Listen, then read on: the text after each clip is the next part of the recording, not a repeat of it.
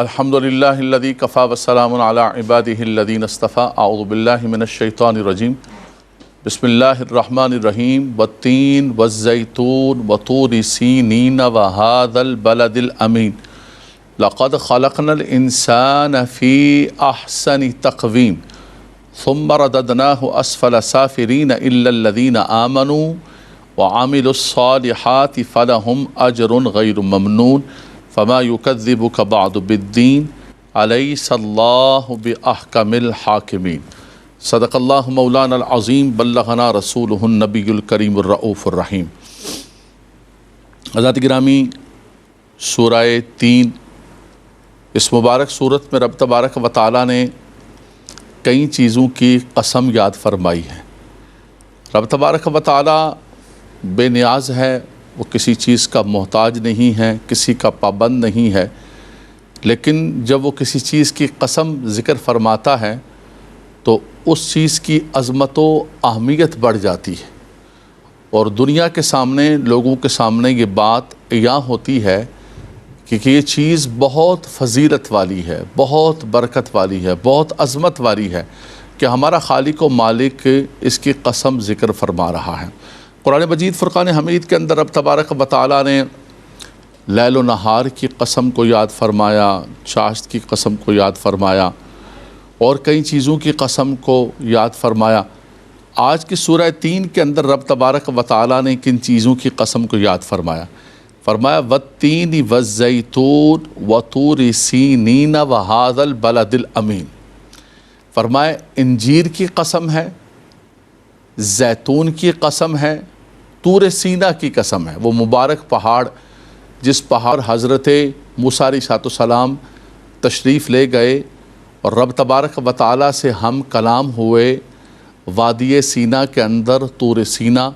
فرمایا کہ طور سینا کی قسم ہے، وَهَذَا الْبَلَدِ الْأَمِينَ، اور فرمایا کہ اس امن والے شہر کی قسم ہے، یعنی مکہ مکرمہ جہاں اللہ کا گھر موجود ہے، جو آقا دو جہاں صلی اللہ تعالیٰ علیہ وسلم کا مولد ہے، محبت وحی ہے، جہاں پر وحی کا آغاز ہوا۔ رب تبارک و تعالیٰ نے دوسرے مقام پر بھی مکہ مکرمہ کی قسم کو یاد فرمایا کہ لا اقسم بہذا البلد وانت حل بہذا البلد، اے حبیب اس شہر کی قسم ہے، اور فرمایا اس لیے کہ آپ اس شہر کے اندر جلوہ گر ہیں، آپ اس شہر کے اندر، انت حل بہذا البلد، رب تبارک و تعالیٰ نے ذکر فرمایا۔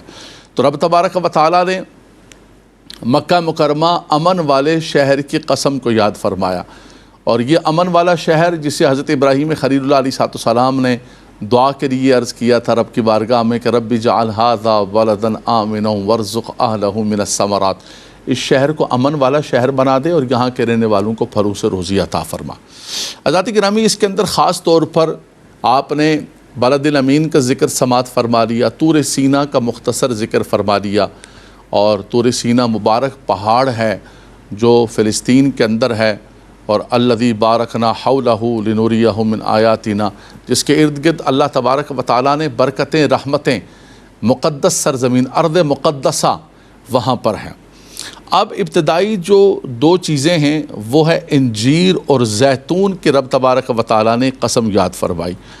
انجیر بڑا ہی مبارک پھل ہے، اللہ کے نبی صلی اللہ تعالیٰ علیہ وسلم نے فرمایا، حضرت سیدنا ابو ذر غفاری رضی اللہ تعالیٰ عنہ روایت فرماتے ہیں کہ نبی کریم صلی اللہ تعالیٰ علیہ وسلم کی بارگاہ کے اندر ایک طباق کے اندر جو ہے انجیر ہدیتاً پیش کیے گئے، طباق بھرا ہوا حضور علیہ السلام کی بارگاہ کے اندر انجیر پیش کیے گئے۔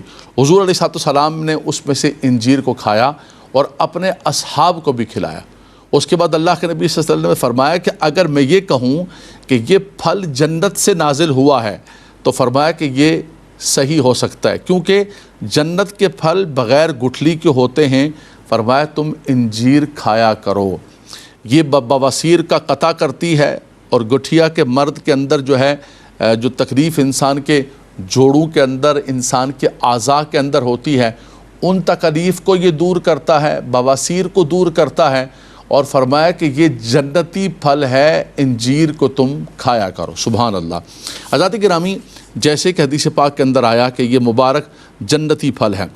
انجیر اور زیتون کی قسم یاد فرمائے۔ انجیر عمدہ اور لذیذ پھل ہے، اس میں فضلہ اور فالتو مادہ نہیں ہوتا ہے، یہ زود ہضم ہے اور اس کے بعد یہ نفع آور ہے، طبیعت کے اندر ایک نرمی پیدا کرتا ہے، بلغم کو تحلیل کرتا ہے، گردوں کو صاف کرتا ہے، مثانے کی پتھری کو انجیر توڑ دیتا ہے، جگر اور تلی کے جو چیزیں اس کے اندر جو مادے پھنس جاتے ہیں فرمایا ان کو کھول دیتا ہے، اور جیسے کہ خاص طور پر حدیث پاک کے اندر اس کو بواسیر کا علاج قرار دیا گیا اور گھٹنوں کے لیے بہت ہی مفید قرار دیا گیا۔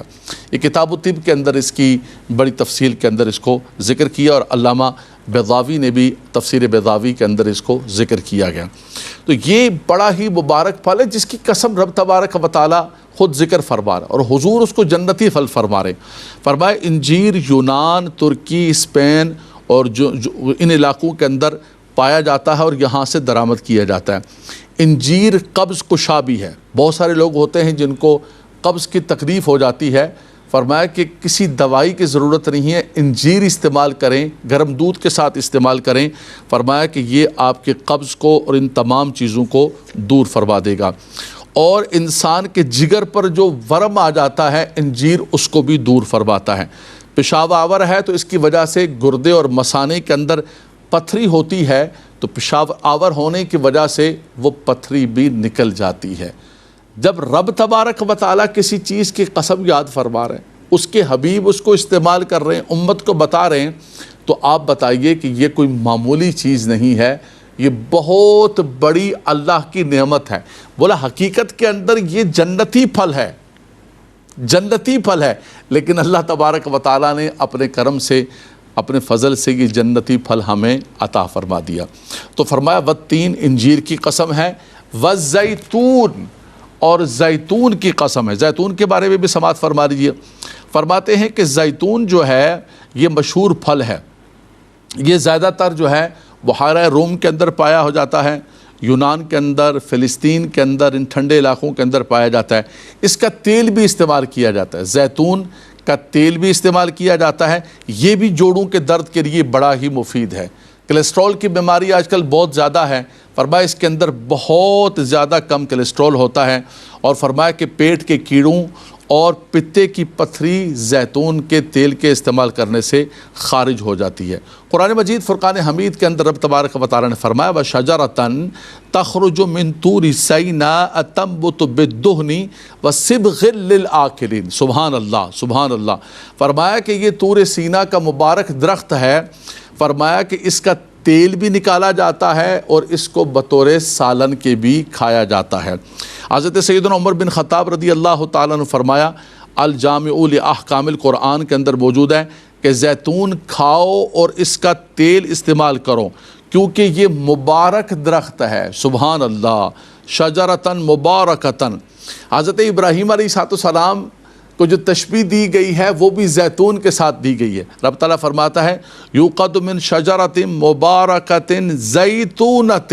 سبحان اللہ، فرمایا وہ چراغ ایک بابرکت درخت زیتون کے تیل سے جلایا گیا ہے۔ تو زیتون ایک بہت ہی مبارک چیز ہے، بڑی ہی مسلمانوں کے لیے، انسانوں کے لیے نفع آور ہے۔ جیسے کہ آپ نے سماعت فرمایا کہ زیتون کا تیل سالن کے طور پر استعمال کیا جاتا ہے، اور فرمایا کہ اس کا تیل لگایا بھی جاتا